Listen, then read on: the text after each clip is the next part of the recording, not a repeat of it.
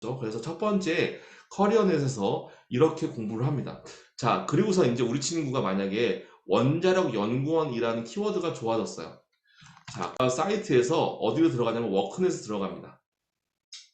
워크넷에 들어가면 워크넷에서 이렇게 한국의 직업 정보를 탐색하는 사이트가 있어요. 그래서 여기에다가 똑같이 원자력 연구원을 검색을 해줘요.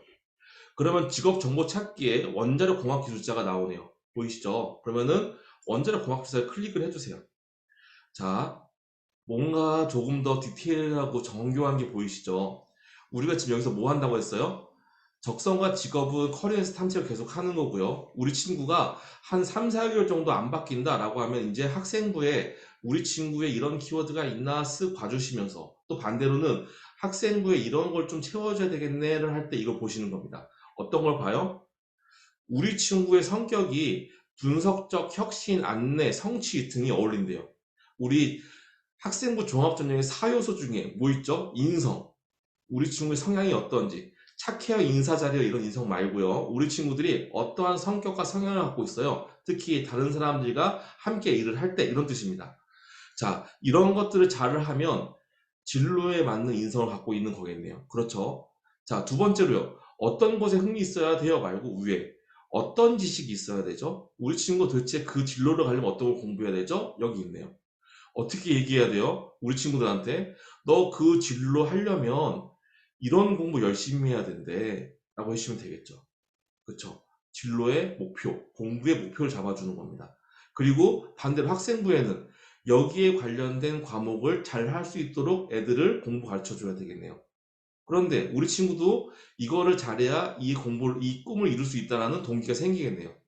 자, 그래서 우리가 저도 마찬가지예요. 저도 대학교 때 삼공과 했는데 지금 컨설턴트 하고 있잖아요. 그쵸? 진로가 언제 바뀔지 몰라요. 그런데 우리 친구들한테 이렇게 스스로 결정 내리는데 부담 갖지 않는 능력 등등등을 심어주자는 겁니다. 되셨죠? 그래서 이렇게 진행을 하고요. 자, 이렇게 정리된 걸 정리하고 나면 마지막으로요. 우리 어디 가라는 데 들어갑니다. 자, 그런데 사실 어디 가는 지금 초등학교 친구들한테는 들어갈 필요는 굳이 없다 정도로 말씀을 드리는데, 일단 어디 가를 들어가 보기로 했으니까 들어갈게요. 자, 대입 종합 포털 어디 가를 들어가면 여기에 진로 정보가 있어요.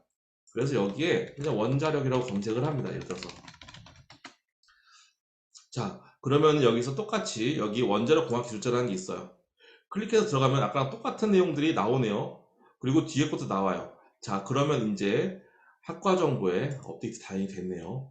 네, 그럼 워크넷에 안 들어가 될 수도 있겠습니다. 이제는 한동안 사라졌었습니다. 자, 이렇게 나와요. 그러면 원자력 공학과가 어느 대학인지 나옵니다. 그러면 입시에 조금 더 목마른, 조금 더 뾰족한 중학생, 고등학생들은요, 원자력 공학과가 있다는 거 보면 돼요. 그리고 이렇게 보는 거죠. 경희대에 원자력 공학과가 있는데 뭘 하는지 볼까?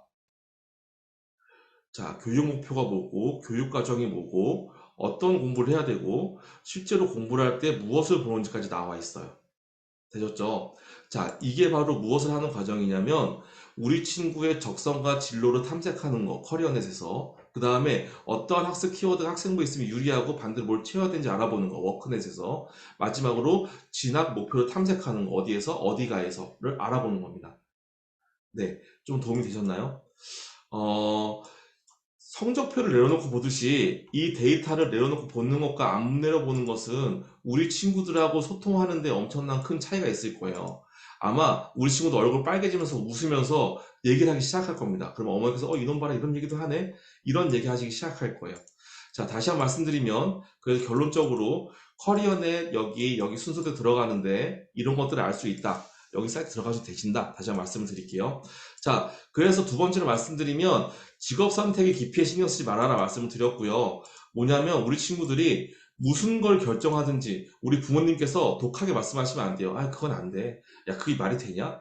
야, 그건 너무 쉽잖아. 야, 그건 너무 재미있는데? 이러시면 안 돼요. 야, 그건 돈 벌고 못 살아. 이거 정말 안 돼요. 그냥 두시는 겁니다. 계속 바뀔 거예요. 그런데 그걸 한번 태클 거시는 순간, 한마디로 자기 결정성을 막는 순간 우리 친구는 더 이상 말 안 해요. 그냥 자유롭게 두세요. 뭘 선택하든.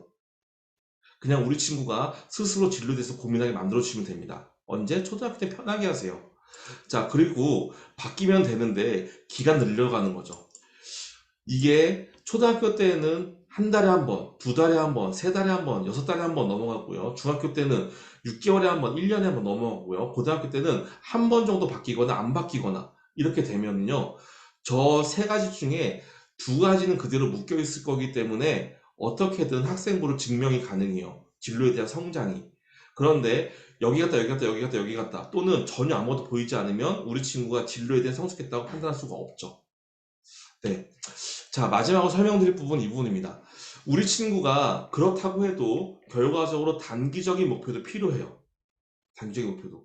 아무리 우리 친구한테 진로를 가르쳐주고 공부해야 되는 이유에 대한 뽕을 넣어줘도요. 우리 친구가 결론적으로 또 그거야. 또 나 뭐 하니까 그거 중요하대.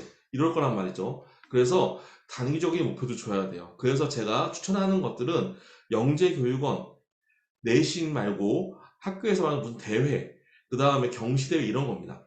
그러니 반대로 영재경고 경시대회 등등등이 뭐가 중요한가요? 혹시 입시에 중요한가 이렇게 물어보시는 분들 계시는데요.